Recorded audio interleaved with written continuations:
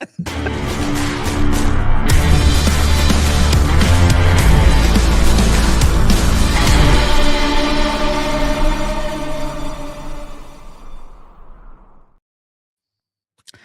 everyone, and welcome to the American Scouser podcast. Another Monday night. We are back in action. All three of us back together once again. I am your host, as always, Timucin here in Chicago, where it is freaking freezing, like so goddamn cold. It's not even funny. I did not leave the house the entire weekend, so that was an accomplishment by itself. And it didn't look that bad from inside. I was talking to Matush this morning. There was sun outside. I'm like, oh, it's not that bad out. And she's like, it's like in the negatives. I'm like, oh, okay. And I had to go out today, and I can confirm it feels like in the negatives. It's cold as hell over here in Chicago, but we made it till mid-December, so I'll take that as a win. Bickler is back in action from going around the country training and poisoning the youth. What's going on? Yeah, back from the beautiful Washington State. It rained like I've never seen it rain before. I guess they call it an atmospheric river now. When I grew up, it was just a lot of rain. I don't know. Yeah, it's cold here too, man. I don't want to complain, but 19 degrees does things that, it shouldn't in the South. Like, it was so cold on the way to school today. My kids just sat in the car in silence and rode in silence the entire way to school, which just is not normally the case. Usually they're fighting and screaming and it's just nonsense. But it was a nice, quiet drive to school just because they were frozen out. So I guess if there's a positive, it's that it slowed their heart rate enough to the fact they couldn't talk. Gotta take the good with the bad, I guess, and that is the good, that's for sure. And Gally's here back in action. What's happening? Yeah, it is really cold in Western Massachusetts as well. I'm not sure if it's 19 degrees cold in the South or negative degrees cold as it is in Chicago, but we woke up to like 3.5, 4 inches of unexpected snow on a Sunday. And I feel like there's nothing worse than waking up and not thinking there's going to be snow and realizing there's snow and then being like, it's just a dusting. And then you look out the window and you're like, it's not a fucking dusting. I'm going to have to fucking deal with that goddamn dusting. This is some horse shit right here. So, yes. That's the thing with the unexpected snow is, I mean, Sunday is not that bad. I just remember, like, you don't plan on having to clean the car and all that kind of crap. And you're like, what the hell happened overnight when you get up in the morning? That is usually a lot bad. Why already rubbing it in, poor Lions over here. Shelton, BJ, Serzi in the comments already. Welcome aboard, everybody. Hit the like button. If you're following us on Spotify and listen to us, thanks a lot, by the way. Our report cards as a podcast was really, really amazing. So that was like excellent to see. We're like 999% over or something crazy like that in terms of numbers. So shocking. Shocking that there's a lot of traffic accidents. That kind of shows that we probably didn't have enough people listening at this time last year if we're up 998%. Like, I want to commend everyone listening now, but also, what the hell was wrong with you last year? Why weren't you listening then? See, I have a different theory. I think people saw us on video and they were like, you know what? I'm just going to stick with the podcast. And everybody went back. To be fair, I was going to ask a question because Bickler leaned forward and I wanted to ask him, like, did you dye your hair red? Because you have some kind of like red. It's not as much now. There was a crazy red highlight. Like, it almost looked like you got down with your kids and like dyed your hair some kind of crazy streak. Like a little, or maybe it's just going there. Yeah, it feels like there is a little bit of a comb over of red.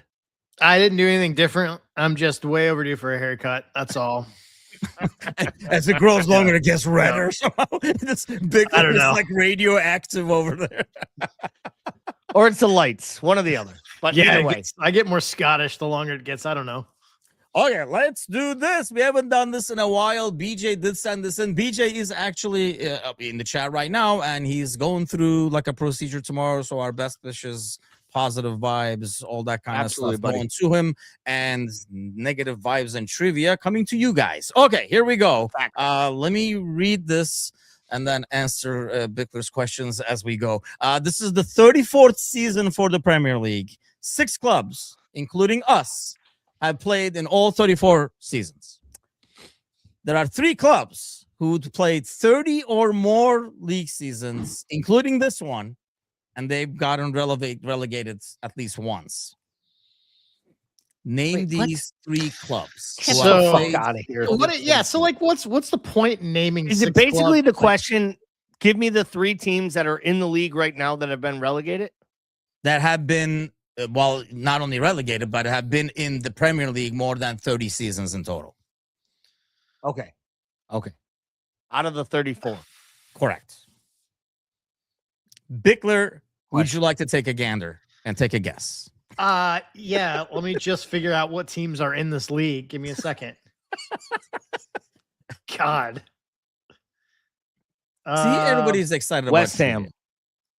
West Ham is 1. Ding, ding, ding. Bang. I can't remember them getting relegated. They got They actually relegated got with Big relegated Sam. twice. Fuck, dude. I don't know, man.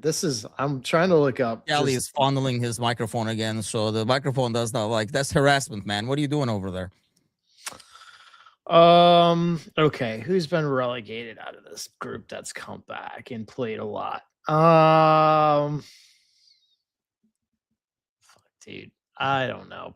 Burnley, I feel like they don't have enough. They probably don't have 30 games. Not enough Or 30 seasons. seasons, Yeah, 30 no. seasons.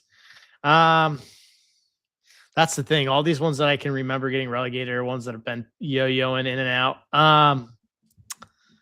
Villa? Villa is 1. Ding, ding, ding. He ties it up. Oh. We need 1 more. Villa has been relegated once.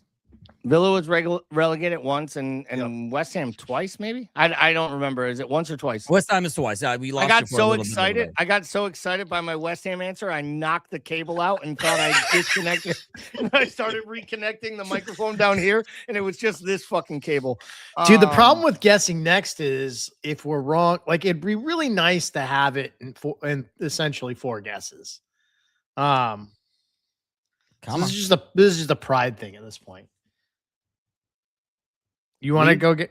See, Oh, BJ Galaxy set it Leeds? up. Otherwise, I was gonna say somebody was gonna jump on the Manchester City bandwagon, but they've only been in the league Is it 29 now? seasons. Is it Leeds?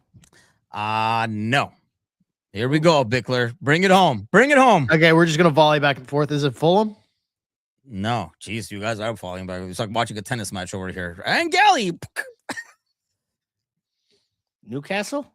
Newcastle it is. Yay! Oh, Newcastle, 31 seasons. They have been relegated twice as well. Good old Rafa. He was like 29. They're 29 seasons. They have been relegated twice. I mean, as they should well. have been relegated twice in the last 3 years due to the 115. But then again, we just don't need to fucking give that story any legs.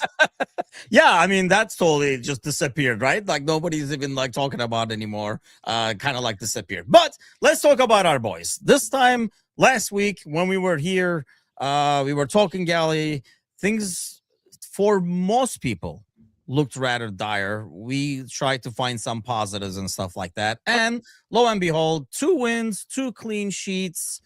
Where are you at? I guess let me answer this way. Because I was asking the same thing to Matush. I think the best way to phrase it is when we take on Tottenham next week away, how confident will you be in the team that you're going to see? Because I think the issue I had, for example, going into this game is I don't know which Liverpool is showing up and how they're going to look and stuff. So next week when we go against Tottenham, how confident are you now in the team that you will see? I'm more confident than I was going into Inter Milan. I mean, to be fair. And part of that is both performances. I think the clean sheets and the different type of performances that it required to get the 3 points or to secure 3 points in both matches. I think Milan playing Inter in Milan was very different than playing Brighton on the weekend. Brighton was always going to give you a weird test because Brighton come at everybody. Good, bad, or indifferent, Brighton comes at you. I still feel very confident with what we're going to have. I think it also helps that Tottenham is in such a bad run right now. And the fact that they feel like their manager's job might be on the line. I think the players want Thomas Frank to succeed, actually. And I think the supporters want Thomas Frank to go, which always makes me laugh because they're probably going to get Xavi. And anyone who watched Barcelona play under Xavi knows there is no fucking chance that guy can succeed in the Premier League. So, like, if Spurs are rooting for that over a guy like Thomas Frank, who made Brentford viable for as long as he did, I think it is a kind of an idiotic thing, but they're Spurs fans, so that's kind of the definition of being idiotic.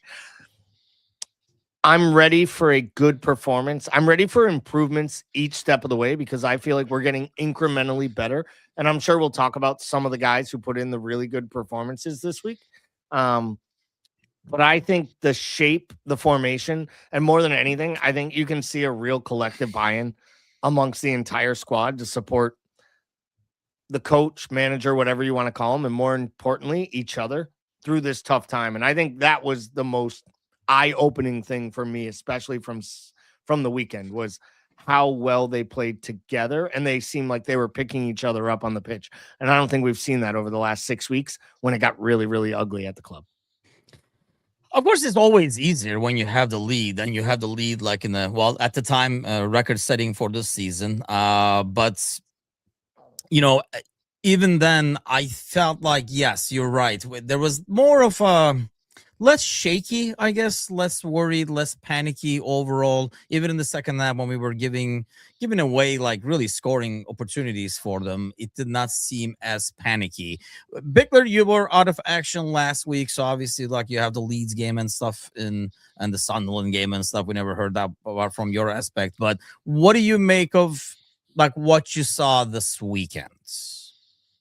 I mean, I loved what I saw this weekend. I think these games are always different when you score within 5 minutes, right? And I think that's the big thing for me is like I still don't know how an orange slot team plays from behind. Like that was my big question coming into last year, and I think that's still kind of the question. I do think this is like starting to stabilize a little bit. I think he did some things tactically I really liked. I think this is the first time that I've really seen him basically give Jones like the license to drop back into the defense and really push Grab out of there. Like Gravenberch is usually the guy that comes in. I think this match we saw more of Curtis Jones dropping in, and like, the result amongst other things, I think, was they looked a little bit more solid. And I think Curtis Jones probably put one of the best midfield performances that I remember seeing this year from any of our midfielders individually. There are some stuff that I worry about. I worry about what this side looks like if Szoboszlai can't be in it, if he's hurt. I still think this side is crazy thin. I don't know why players like Rio and Chiesa aren't getting more of a run in it, because I want to know what this front line looks like when Mo's not an option, even though he hasn't been for a week and a half. And in a weird way, I think this whole Mo thing almost brought this team together, because I think they saw sort of the public reaction to it, and they really felt for the first time that there was a kind of a tearing at the fabric of this club as to whether this manager was going to be able to stay here and get ripped out, or whether, the fans were ultimately going to turn on him or not. And I think there's something to be said about the fact that went down, and I think they came back and looked the most united and have the most fight that I've seen them have this year.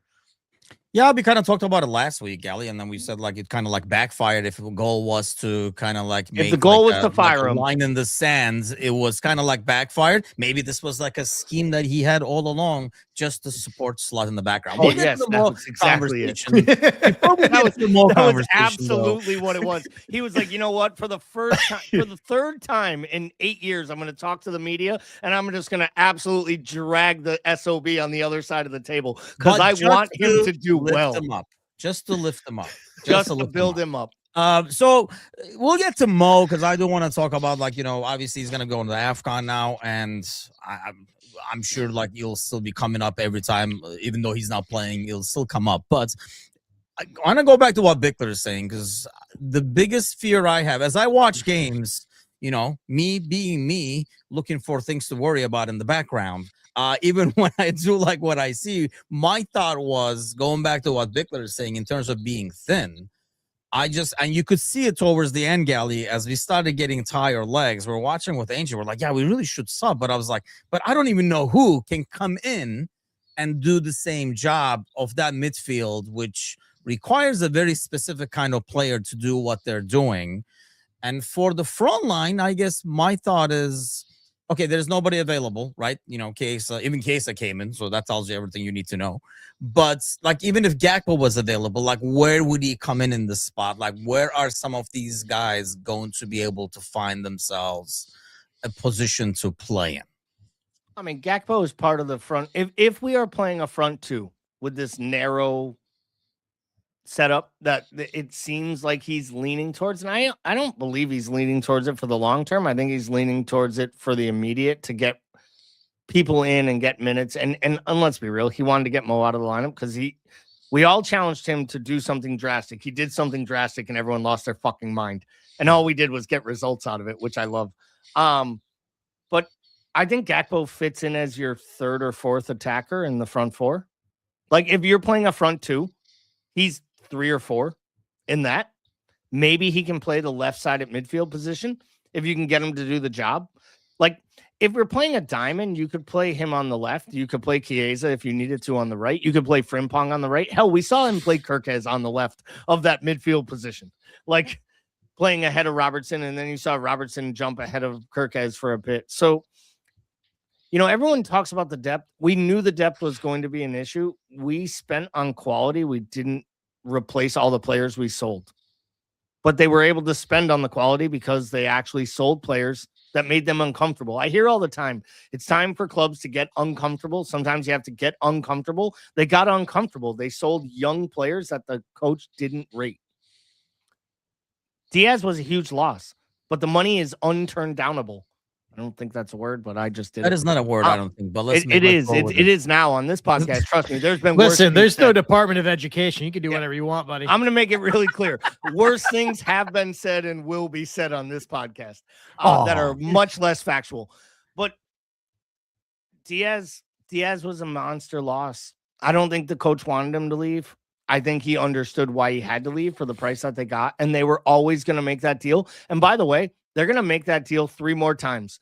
And if 2 weeks from now, someone makes a really big bid on a player that some supporters don't want to leave, but the higher ups believe it is what is in the best interest of this football club, they're going to sell a player. And I think it's every player. I think every single player at this club is honestly for sale at all times. But here's my thing. See, like, Diaz, man, you took it like all over the place. Hold on. The Diaz Woods. That's the depth. You asked a question about depth. The reason the squad is barren is because the club made their moves and fought from a position of strength. They knew they were never going to get that. They probably wouldn't get that money for Kwanzaa this season if they played him as much as they did last year. They wouldn't have got the money for Harvey Elliott if what has happened to Harvey Elliott at Aston Villa. My thing is the depth thing. I guess my thing is, like, if you count depth, like if you're counting like, Chiesa and Gakpo and stuff, like, I don't see a midfield the way we played yesterday. That would be a disaster scenario to have Gakpo on the left-hand side of that diamond and Chiesa on the right-hand side of that diamond. I'm not saying together. I don't think it works. But, I mean, regardless, I don't see a world. I mean, I'll ask you, Bickler, where Gakpo can play. Maybe if he gets slapped around and says, hey, we even bench Mo, so we can bench you. But I just don't seeing what that midfield is doing. And not to mention, they were constantly on the move, right? It was constantly rotating. I don't see him on the left-hand side doing what this midfield was. And we saw him up top. And I don't know if it will be different when he's with another striker. But this is the dude who couldn't play in the middle, so we had to push Diaz into the middle in the past. So Gakpo was like the biggest question mark to me. Unless he changes his ways, I just don't know where he fits. When I say depth, I think my thing is the thing we have now. Man, you might be right, Gally. This might be like a temporary thing, but if it is a long-term thing, and I do like it if it's a long-term thing, I just don't think you have the same pieces to fit this one that you had on your 4-3-3 in terms of depth. So I think when we're talking about depth, I think temporarily, I think your depth is the fact that you can move Wirtz around, right?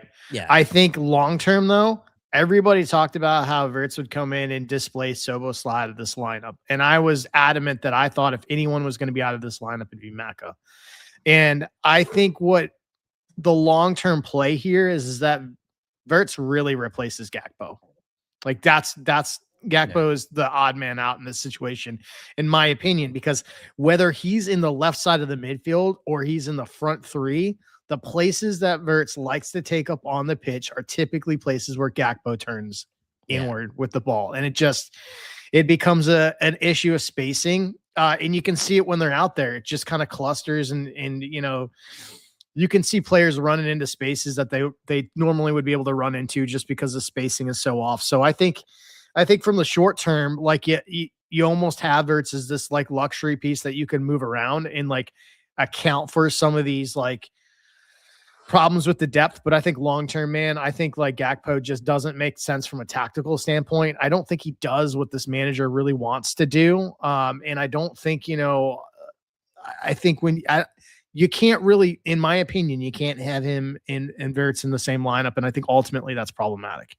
I mean, one thing I liked about this is like as you watch it, like you talked about Curtis and Gravenberg, for example, Bickler. I mean, you saw Gally like freaking like Wirtz popping out of all over the place. Like he was on the right wing suddenly, he was central, he was on the left hand side, so he almost had like a free roam. And I saw like with like Maka like overlapping and stuff like that, constantly changing positions. I just knowing how comfortable Gakpo is hugging the touchline, I just worry that's.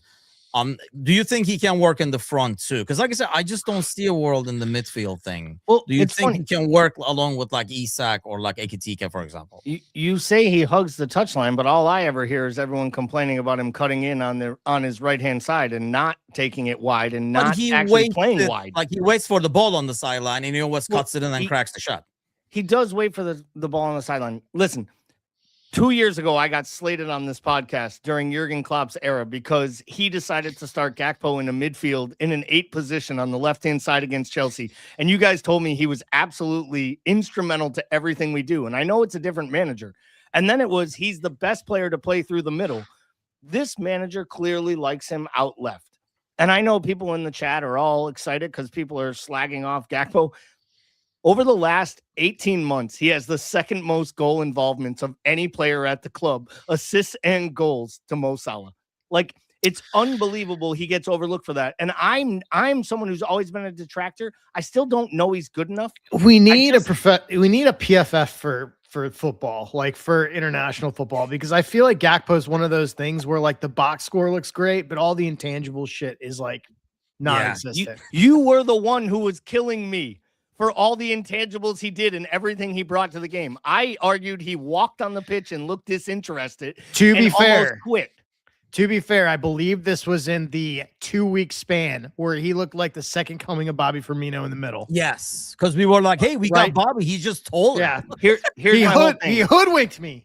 I just don't understand when what I come to grips with is like we have literally spent this entire season rotating on which player we are going to drag through the mud. And there's been at times it started with Kirkez even when we were winning. Then we quickly moved on to Kanate. Then people questioned Virgil as a captain. Then it became Slot because we were losing matches.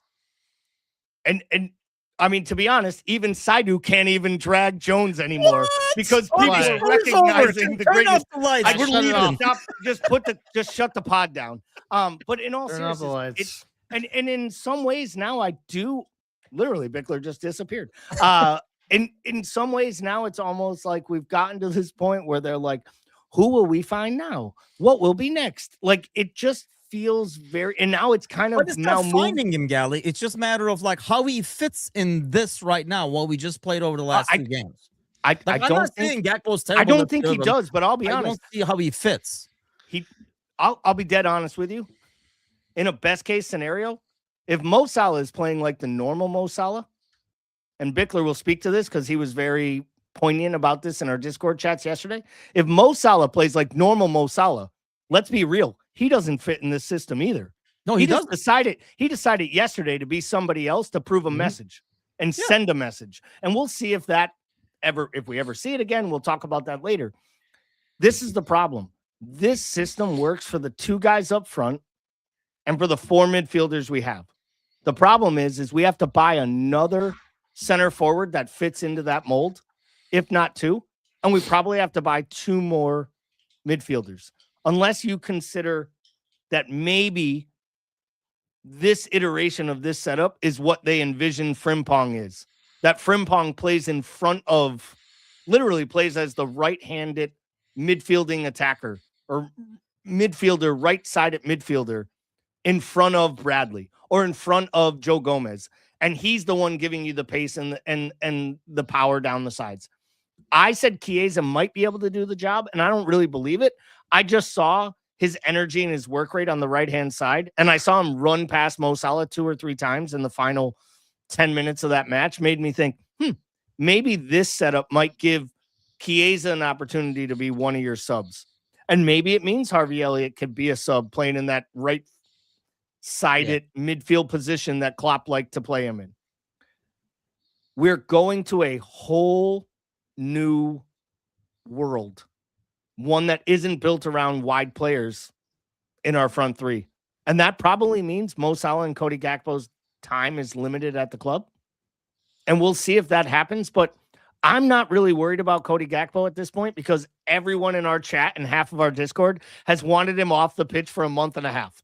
So at this point, I understand that. I guess my point was, that's why I was asking about the depth, is because we have the players, they just don't fit the current system. So you have numbers, but it just doesn't fit how you're playing. So you're thin. Like, Bickler was talking about being thin in terms of being able to replace, 1-4-1, like in midfield. Like, you can't put Endo in this midfield. He doesn't have that profile of what these guys. There isn't a do in single the tight midfielder. spaces. There isn't a single midfielder you can put into this midfield that we have that offers depth, which is why McAllister needs to be on the bench, in my opinion. The You hilarious need a body hilarious to thing is come you in. can't even replace each other with them. Like, out Right. of the 4, they all 4 are so different. The only one is That's Jones. why Yeah. I think Jones- it makes a great combination, though. Jones can act. Jones is the only midfielder we have that can play in all 3 spots. Yep. Because I'd argue right now, Jones looks the best deep lying 6 of anyone we have. Mhm. I will say this right now. Jones, outside Soboslai, is the player of the year at the club. Jones is arguably second, and he did it on the last 4 matches. Like, it's And that that's the thing with important right Jones, now. right? It's like the inconsistency, number one, and the health issues, obviously, being able to do back to back to back. I think, somebody who has kind of like gotten under the radar, and because of last year and stuff, that has not gotten any leg, is probably Gravenberg, who I think that's why we're seeing the difference, because Jones knows I'm not going anywhere and I'm the insurance in front of this back line, whereas Gravenberg keeps taking off. And he was taking off even before Jones played. Like, it might have been the design this time, Bickler, but normally, he does take off and leave the spaces behind him, or he's the one who loses the ball. I mean, that's the thing. Like, this 4, they do a lot of things out there. Like, people criticize Mackey all the time. I feel like he's, in any triangle we set in midfield, he's definitely always one of the 3 points. And we talked about Jones. Gravenberg brings his own thing to it because he's lanky. He can really drive with the ball. We talked about Wirtz, and there lies the problem. Like, when these 4 are there, they're going to win us the Champions League, like I called it a month or 2 ago. But when they're not there, that's I guess my biggest concern when I watch this game is what would be the next step? Because like I say, that's why I brought up Gakpo, because I could not find a role for him. Elliott is the only guy that I was like, actually, he comes back now. We can fit into. Yeah. He can sub in for Wirtz. He can sub in for, that attacking midfielder like Gally was saying, and give you some minutes over there, because you need people who are really comfortable on the ball, can play in tight spaces and play fast, move the ball around fast, set those triangles, and release somebody. Yeah, and I think just going back to depth, I like you're 2 injuries away from crisis at fullback, center back, or midfield. Pick your spot, right? And attacker. Well, yeah, because we can't. It's only 1 injury. That's the other thing is I just don't understand why we haven't rotated some of these depth players more often than we have. So I think the really interesting part about this team in this season is I can't remember us mid-season in the past, decade of Klopp. I can't remember us mid-season going into a stretch of matches that meant more for the future of this team than this January does with AFCON. Because I think this is the next iteration of this side, is whatever he sets up in January.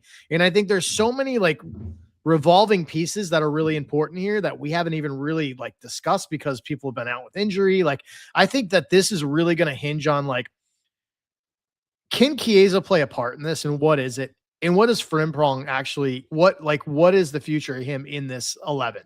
Right? Because I think if we do see a prolonged run at Frimpong and you can really build that relationship and have him pinging in early crosses from the side and attack from that wide position, then we can see like, hey, okay, so he's playing balls into the center forward. He's got an already established relationship with Wirtz from his last stop. Like this really works and we can build around it, right? But we haven't gotten to see it because he's been hurt. You know, a player that's never been hurt. It's out for 2 months. Classic Liverpool. So we'll see what happens here. And then like, obviously, what happens with this side with Bradley, and can Ramsey get in there as fullback? Like, what does this back line look like? You know, Gomez is injured. Like, it's the Leone injury is such a shame because we could really be seeing the future of that center back partnership starting to form here with him. And we're not going to get to, and instead, you know, we're just going to settle on Gakpo and Konate as the scapegoats for the rest of the year. At least we settled on it early. Yeah, we have settled on it. And it's out of the way. I mean, there's always room for Lovren to like make his way in there. You never know. But I mean, to be fair, Konate played really, really well in Italy and played even better against Brighton. Yeah, and I don't care what anyone says. He was the best center back on the pitch, and the second best center back was Van Hecke for Brighton. So I don't want to hear anything about the Virgil talk and all. Isn't this classic? Isn't that classic Konate though? Konate. Yes. Yeah. The only difference is difference is he had a longer rut, right? He does this. He usually has 2 or 3 matches where you're like, how is this guy even in the team? And then you're like, oh, he's the future of France. Like, you know what I mean? And I'm not advocating for a big contract extension. I'm not. But like, if by the end of the year they sign Mark Gahey and he becomes number 2 center back playing with Virgil van Dijk, and Konate decides to take $140,000 a week, £140,000 a week, and he's our 3rd center back, and he's going to work to be Mark Gahey's partner when Van Dijk leaves, and then you have Leone to replace him. I'm not complaining about that because I've seen enough good performances from Konate.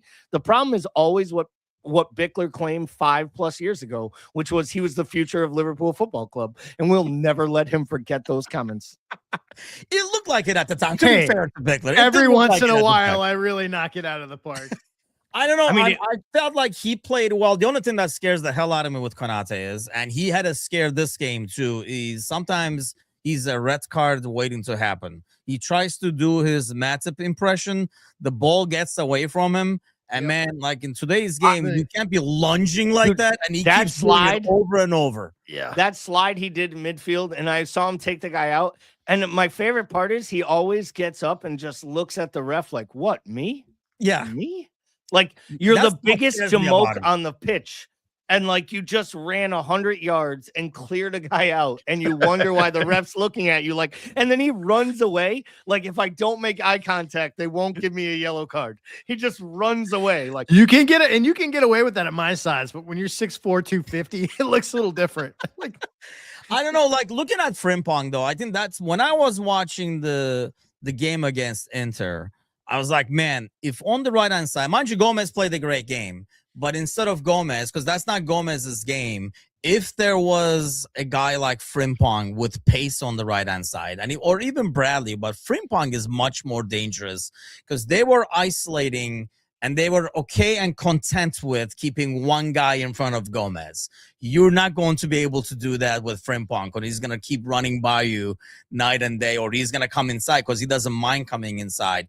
And I know if they see Frimpong over there, maybe they will not isolate, but that helps the other side. So I feel like he would be the right back. I know we've all been told he's not a right back, but I feel like he would be a right back in the system, Gally. Or do you think he fills in like the right attacking or the right midfielder role? I mean, I think he fills in both, which when we start talking about depth and the squad and how we rotate players, I think he offers you so much more. I think, look, he probably has to be qualified as a right back because, well, the guy we all wanted to see play right back just went out injured after 22 minutes once again. And the other right back can't stay not injured. And even when he's not injured, he can't stay on the pitch because he picks up meaningless yellow cards that either make the manager take him off in random times when he doesn't want to, or be suspended for key matches like this weekend when we really needed him on the pitch. So like, for me, I have no faith in Bradley's. It's going to sound terrible. I don't believe in Bradley as a professional football player yet, because I don't think he's proven that he is a professional yet. Because professionals figure out how to get themselves out of trouble. And I feel like all he does is use his talent and aggression to get into trouble.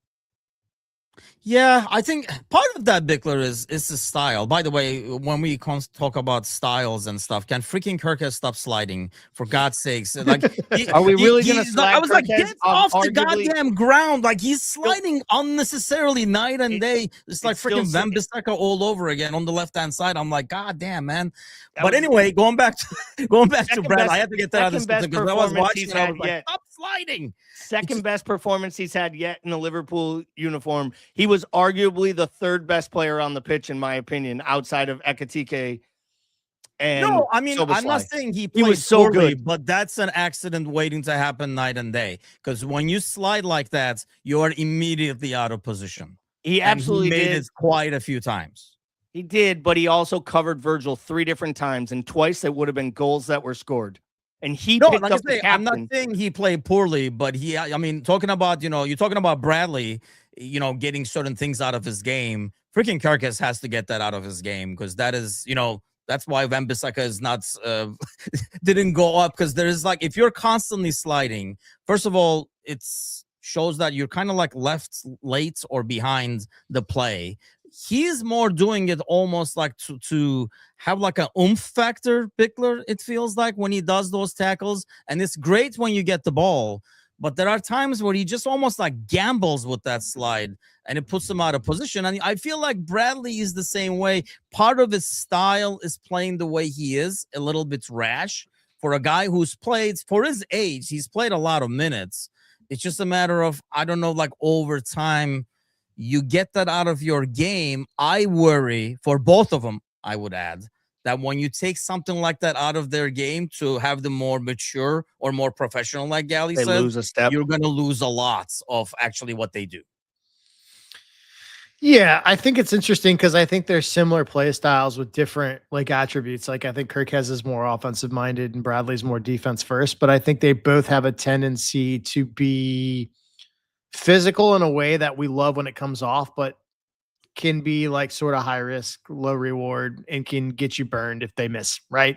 Yeah. Like, I mean, I think that's the thing with Bradley. He's just constantly lunging. I think Kirkes does it in a more controlled manner. Like, I think it's a part of how he corrals players, but I think where you get in trouble is like, you're going up against a player like Kudus this weekend, which could totally torch you if you do that. And he has the ball and he's a pretty smart, even though he's a 2-cent head, he's a pretty smart footballer in terms of reading players defensively. So if you're going to ground a lot, he's going to eventually get you on one of those. So, but yeah, I mean, I think the fullback situation is just interesting in general. Like, I think we're looking, and I think part of this is we're looking traditionally at fullback play from the lens of us seeing 10 years of a Jurgen Klopp side. Correct. And I think this is a manager who plays fullbacks like midfielders, right? And that changes the scope of it. Yeah, that's true. And honestly, like, we're probably being like overcritical in some ways based on both of their age. And that's going to only get better. A lot of their aspects are going to get better. Durability, not so much, like when you talk about Bradley, Gally. But the other aspects, like I say, I worry that when they try to control the aggression, they will lose other things along the way. But I like what Bradley does when he's on the pitch. But like you're saying, some of those yellows, you can't have him on the pitch as long as you want to. We did move. We changed over 3/4 of our fullbacks, right? And ultimately, the one fullback who stayed at the club was the one who most supporters last season were calling for to be replaced. Yeah. But we had, your boy, the Greek fucking genius, as his deputy. The coffee, man. And therefore, there wasn't an option, right? So, like, I mean, there were people like, can we just play Joe Gomez? I mean, he showed up as a left back, didn't he? He could play left back. But So I think sometimes you look at the 3 out of 4 change, that's difficult. Then you look at all the change that's happened in our midfield and the fact that the formation, let's be real about something. I truly believe they thought we can make this collection of awesome talent work in a 4-3-3. Even though these players don't work in a 4-3-3. Like they bought Verts, they bought Ekitike, they bought Isak, they had an aging Mo. They got rid of Diaz, who gave you the pace and territory up the pitch on the left-hand side and drove and defended. And they were like, it'll work for 1 year in a 4-3-3. I mean, you saw what that midfield did last year, but they didn't think McAllister was going to come back rough. They didn't think that there'd be a drop-off in Mo to this level, and they didn't think it would take Isak this long to bed in. And Verts probably doesn't work in a midfield 3 of a 4-3-3, right? I think we can all kind of say that now. I don't think Verts is your prototypical midfielder in a midfield 3 that's playing the way we did. They thought they could get away with it for 1 year, in my opinion. And then they would roll in the new Liverpool next year. But they'd play this year the way they did last year. And for 5 matches, it kind of worked. But we got wins late, but we were never really decisive. And then we've had like kind of sliding doors moments since, whether it was the Ekitike red, whether it was the throw in against Palace, right? Like the capitulation against Chelsea, the poor performance at Galatasaray. Like these things compound it, but they all showed little cracks that this formation wasn't going to work. It's kind of telling that since he went away from the 4-3-3, the only matches that we've actually gotten results in have been European ties or league matches where we played without Mo from the start. It's the only results we've gotten in 3 months. It's not a short period of time at this point. So to me, just proves to me that they were a little arrogant. They knew they were buying these players for 5 years, not for this year, but they thought they could make it work for this year. And they had to rip it up by November. So it'll be interesting to see what happens through December, January, and February, because to me, that's where this whole entire season is going to be.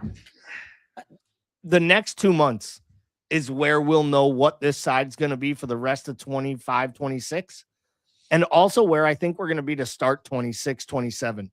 Because in my mind, they've tasked this manager with getting this thing right so we can compete for a league next year.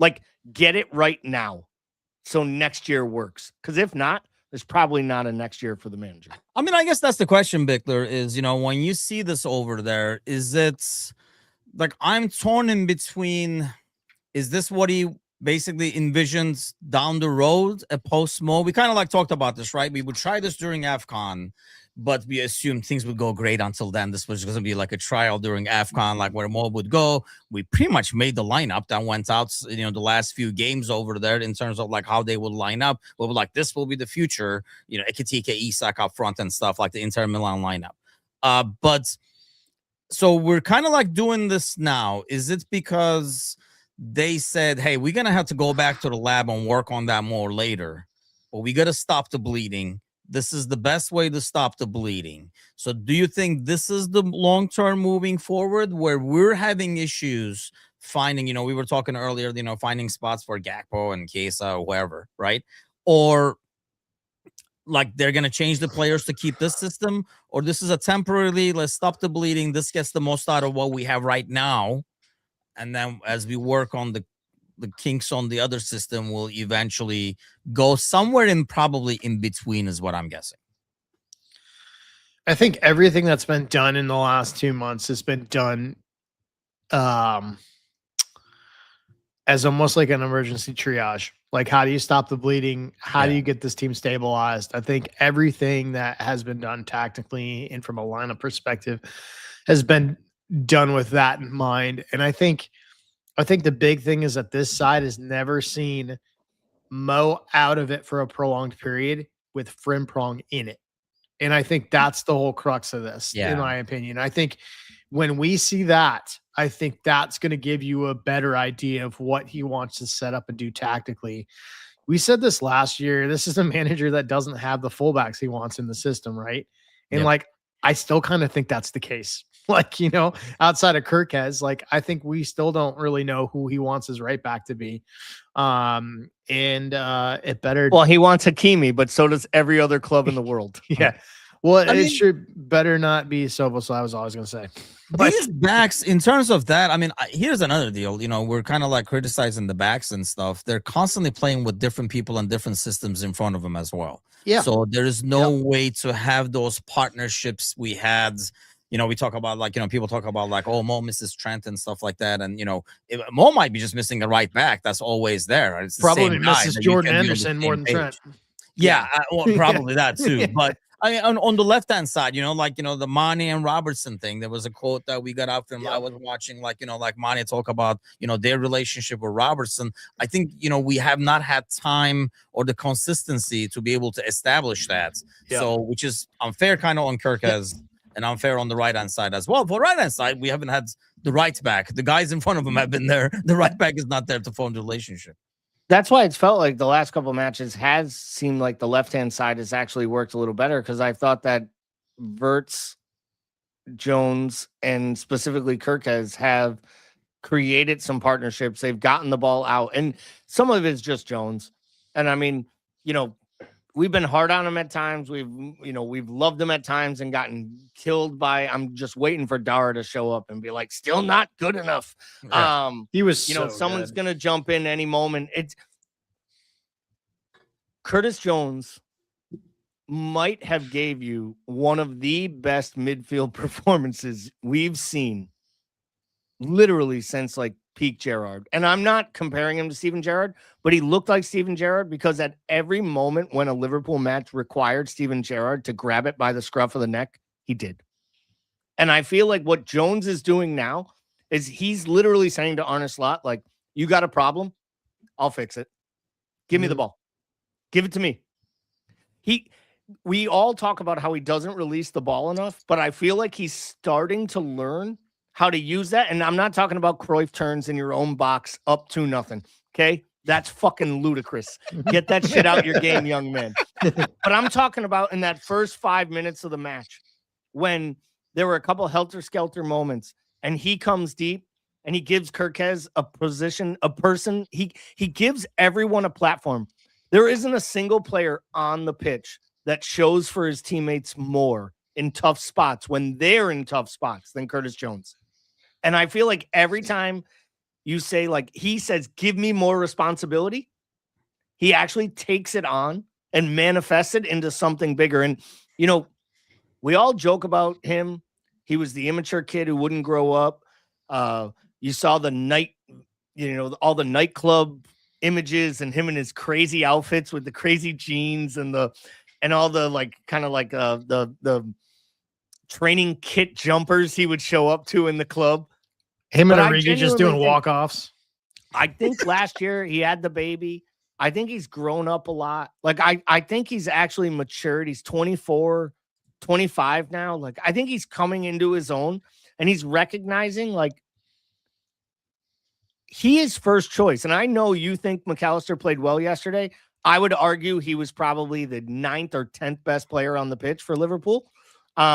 I thought he was kind of mediocre. I thought he actually got brushed off the ball too often. He turned it over a few times in bad spots. 3 of those chances in the second half were absolutely his legs giving it in on him. I think he has supplanted himself as a first choice midfielder ahead of McAllister right now. Like, I think Curtis Jones is in the manager's mindset right after Soboslai when it comes to setting this lineup. I think if you go back, we will have probably said this on 6-7 different episodes about Jones, where he's given us a performance like this, maybe 2, where we said this and we said, hey, you know what? This is because initially we were very critical of him. I think he's given it to us for a month what he plus. did. What was that? I'm sorry? I think he's given it to us for over a month plus. And I think people want to talk about watershed moments, Virgil's comments, this one's comments, Slot, this whole thing with Mo. I think what might have rallied that whole entire dressing room was Curtis Jones literally stepping up to the mic and being like, this isn't good enough. This is absolutely embarrassing. I'm from this city and it makes me angry. And but I think there is something about that. Everyone talks about the leadership. I think he is one of the quiet, unsung leaders in the room. And I think they're starting to respect him. I think you're seeing it on the pitch. I think he's literally at an ascendancy. Paul keeps talking about how McAllister might be the guy on the way out. If Curtis Jones is on the way up, if McAllister might be on the way down, I think at this point at this club, Curtis Jones is on the way up. And you're right. He's got to do it for. But that's what I'm saying. We've said this on this podcast. I think the biggest thing with Jones is, first of all, I think he's at another level right now than our previous conversations. The other thing I think is we do have this conversation. He gets hurt. That's the biggest key. Yeah. Needs to stay fit.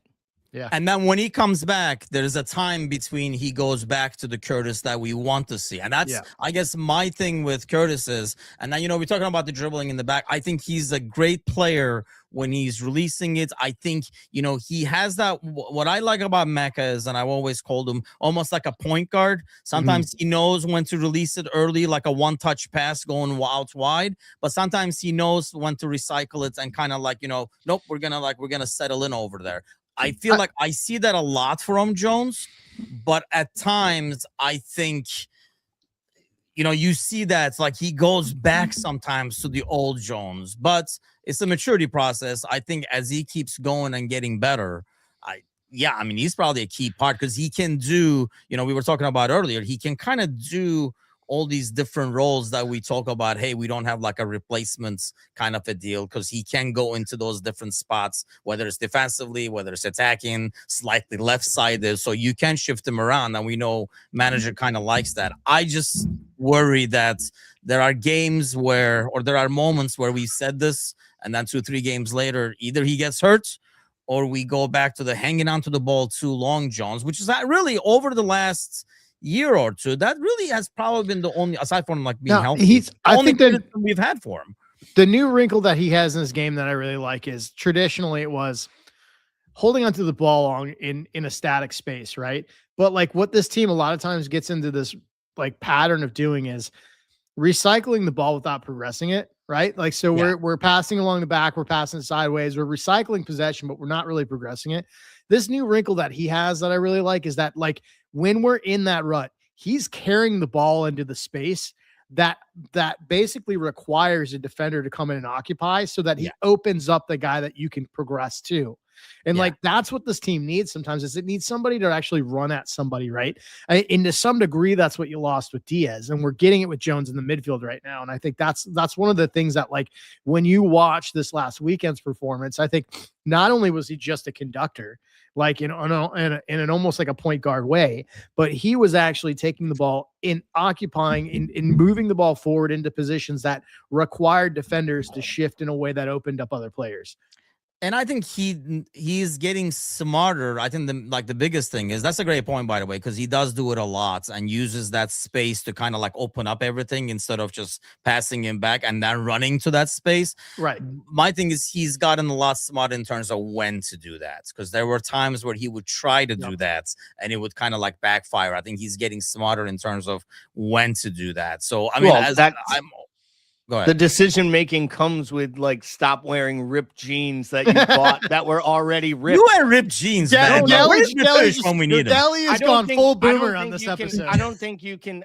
He's going full boomer. No, I don't think you can quantify the maturity of an athlete when they move from the look at me. And I'm Celtics fan, right? There was the Paul Pierce who decided to go out to a nightclub in an area of Boston you should never go to as a professional athlete and almost get killed. And then there was the Paul Pierce that won NBA titles. Then there was the Paul Pierce who got drunk and hung out with hookers in LA. But that was post-playing days. But like there is, I'm serious, like there is something about maturing as an athlete. And I think that age group between like 20 to 24 compared to 24 as a young father, that puts you into the prime of your career. And I think that's what we're seeing with him. No, I get that, but I'm just making fun of the clothes because he looked terrible every time he dressed up in public. But to be fair, there's also something to be said that Florian Wirtz has made it very clear there is no player he would rather play with at Liverpool than Curtis Jones. His first friend he made at the club. They are training mates. Their lockers are right next to each other. They clearly have a connection on the pitch. I talked about that like a few months ago was that I wanted to see someone create some form of a partnership with Wirtz. Because if you're going to build it all around Wirtz, you need people who know how to work with Wirtz. And they do things together that seems like they've been playing together as long as him and Frimpong have. And I think that's a really, really cool thing. I also think it's part of the reason that Curtis looks so goddamn good. Because the best player by a country mile on the pitch enjoys playing with him and makes him look good with the passing that they do together. And it's a good move to make it's a good move to make his bestie a local kid too. I think he's doing his Costa thing. How do I stay forever? Right I get along with the good guy. I'm sure if he wasn't Scouse, Wirtz wouldn't even care about him. Yeah. No, I think that's Curtis basically pulling a page out of Costas's book. And he's just like, how the hell did this guy stick around here for so many years? Oh, I know. He got along with Mo. Where is that new Wirtz guy? Let me go hang out with him for a little bit. Like, you want coffee? I can make you coffee. Who's the other guy we paid a tremendous amount of money for? And then everyone was like, no, this ESAC guy, don't talk. So we're not going to be able to get into like a long discussion about this. I'm sure like throughout the week on different shows, we'll talk about it. But I do want to ask real quick before you go, gut feeling over here, because obviously there is no necessarily way of knowing over here. That's the odd thing, Ozan. I thought that as well, by the way. But that's a different story. I don't want to get into that. Mo, are we seeing him after AFCON? Quick gut feeling over here. Bickler, we'll start with you real quick. Because I know this conversation can go for like real long, but I just want to get your guys' gut feeling before we head. Gut feeling is yes. Gally. I told you this morning on your show, I think it's 50-50. I don't think anything we saw yesterday leads me to believe either way. I don't think the clapping off, I don't think the walking around the crowd, I don't think getting 70 minutes. He had 2+ weeks to talk to the manager. They couldn't get on the same page that he could even travel to Inter because he wouldn't do what needed to be done. I just want a gut feeling, man. No, but I probably most call. The point is, this is where I was going. It's 50-50, but it's 100% up to the player. So you asked the question this morning, so I'll flip it to you. Do you believe his ego will actually allow him to come back from AFCON if he doesn't believe he's a guaranteed starter? I personally don't. And I don't think this club or the coach is willing to give him those assurances. So if he gets the move he wants, I think he takes it. And I think it is 100% up to him. But the question was, what is your gut feeling? I told you, I'm 50-50. He's saying you think, or he's gone, you think? I am 50-50 because I can't gauge, because he doesn't give you a reason to have an understanding. What he did was so wrong, and he never said sorry. I'm saying, like, as a gut feeling, I feel like he's coming back. Just looking at yesterday, and I feel like I think he feels like. All right, I'm going to answer the question for Sir Z, because I'm flipping it by actually explaining why I feel the way I do. I'm not a politician, because I'd be angry if I was one. I think he's gone because I don't believe he has it in him to come back and sit on the bench. And I think he knows after the last 3 weeks, the writing is on the wall. There are less minutes for him on the pitch than off the pitch from the end of AFCON to the end of the season. Yeah, see, I think, like, my gut feeling is that there's the answer. Back. I think he's coming back till never on the fence, dude. Summer. Gally's going to be the next press secretary for Trump. Go fuck yourself. I'm just kidding. I'm kidding. I don't know if you saw those comments. If you saw those comments today about Rob Reiner, you would think I was his press secretary setting him up, because you can't say. Okay, hold on. Let me get my gut feeling out of the way before we go over here. No, I think he does come back. I mean, I know what you're saying in terms of his like ego and like the minutes. I think his ego also says I can do what this guy wants and do it even better than he thinks I can. Is the gut feeling that I have? Obviously, yeah, we don't know the conversations. That's why I understand the 50-50 part of it, but really depends on what those conversations were. Is it like, hey, stick it out one more game, leave on a good note, or actually they had like a proper conversation of like what the expectations are? I would think a guy like Mo, is not going to run away from it. And I don't know if it's a good thing or a bad thing that he comes back and tries to do what is required in that position and, adjust his play. I can't tell you if it's going to work out or not. I just feel like he would. That's my gut feeling, at least. I said it in Discord a bunch of times. This whole thing has just made me sad. But none of it, regardless of how it ends, will ever end or change the amount of sheer joy and happiness that his goals and his play have brought to me over the last 9 years. None of it will change that.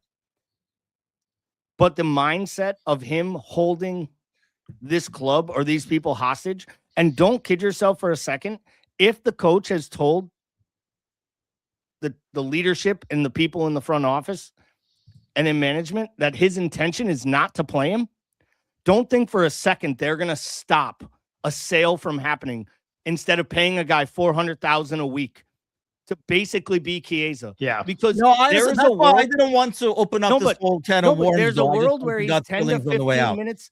If Mo Salah is 10 to 15 minutes a game and 3 starts a month, and 15 minute sub appearances, I don't think that works for anybody, including Mo.